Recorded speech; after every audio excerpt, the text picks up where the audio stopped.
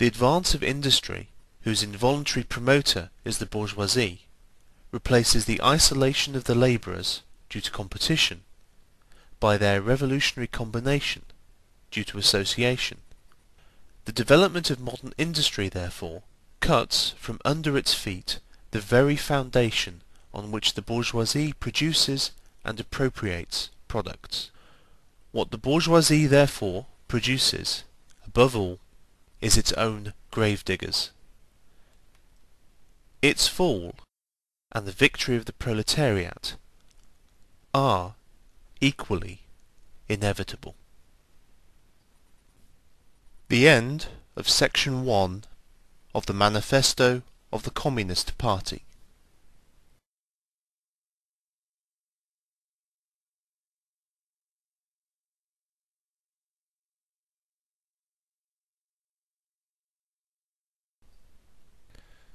The Manifesto of the Communist Party by Karl Marx and Friedrich Engels. Section 2. Proletarians and Communists. In what relation do the Communists stand to the proletarians as a whole? The Communists do not form a separate party opposed to other working class parties. They have no interests separate and apart from those of the proletariat as a whole. They do not set up any sectarian principles of their own by which to shape and mould the proletarian movement. The Communists are distinguished from the other working class parties by this only. First, in the national struggles of the proletarians of the different countries, they point out and bring to the front the common interests of the entire proletariat, independently of all nationality. Second, in the various stages of development which the struggle of the working class against the bourgeoisie has to pass through, they always and everywhere represent the interests of the movement as a whole.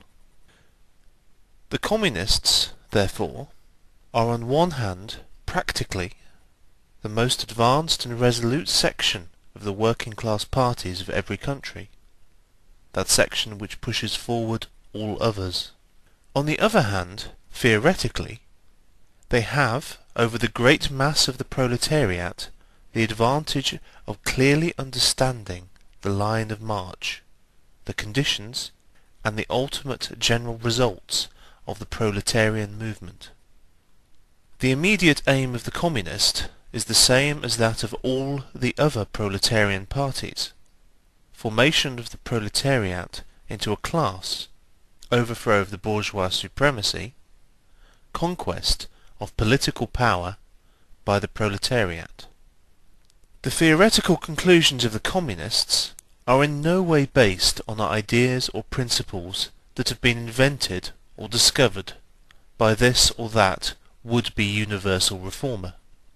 They merely express, in general terms, actual relations springing from an existing class struggle, from a historical movement going on under our very eyes. The abolition of existing property relations is not at all a distinctive feature of communism. All property relations in the past have continually been subject to historical change, consequent upon the change in historical conditions. The French Revolution, for example, abolished feudal property in favour of bourgeois property.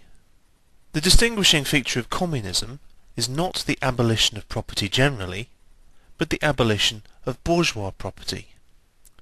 But modern bourgeois private property is the final and most complete expression of the system of producing and appropriating products that is based on class antagonisms, on the exploitation of the many by the few. In this sense, the theory of the Communists may be summed up in the single sentence: abolition of private property. We Communists have been reproached with the desire of abolishing the right of personally acquiring property as the fruit of a man's own labour, which property is alleged to be the groundwork of all personal freedom activity and independence. Hard-won, self-acquired, self-earned property.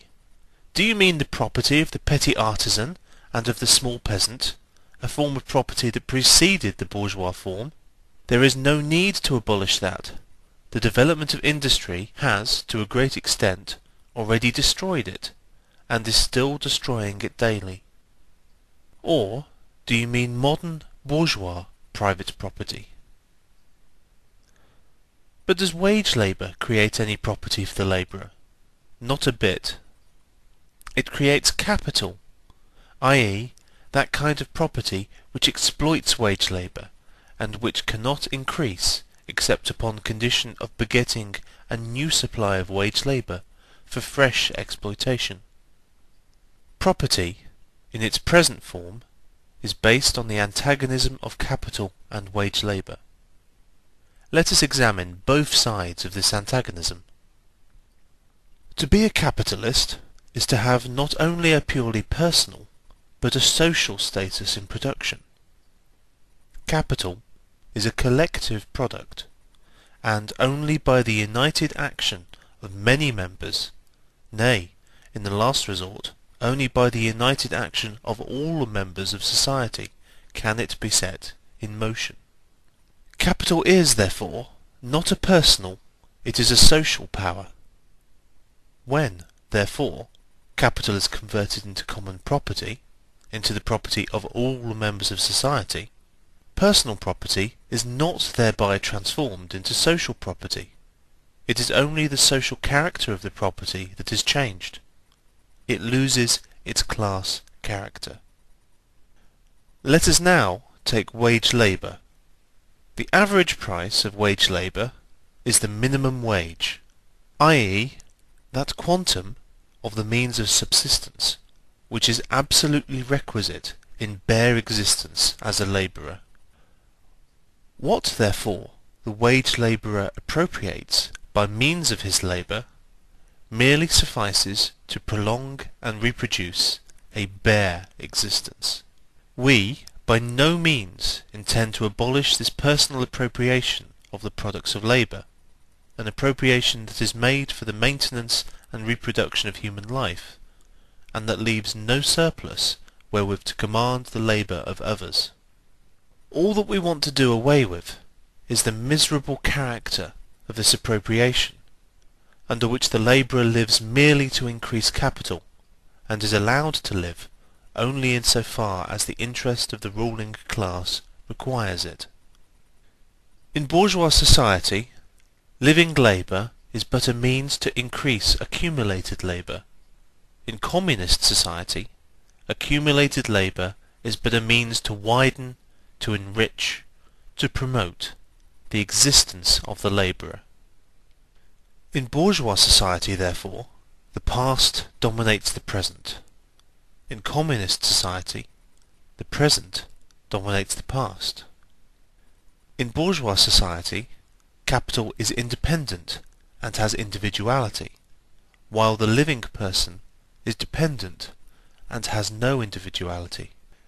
And the abolition of this state of things is called by the bourgeois abolition of individuality and freedom, and rightly so. The abolition of bourgeois individuality, bourgeois independence, and bourgeois freedom is undoubtedly aimed at. By freedom is meant, under the present bourgeois conditions of production, free trade, free selling and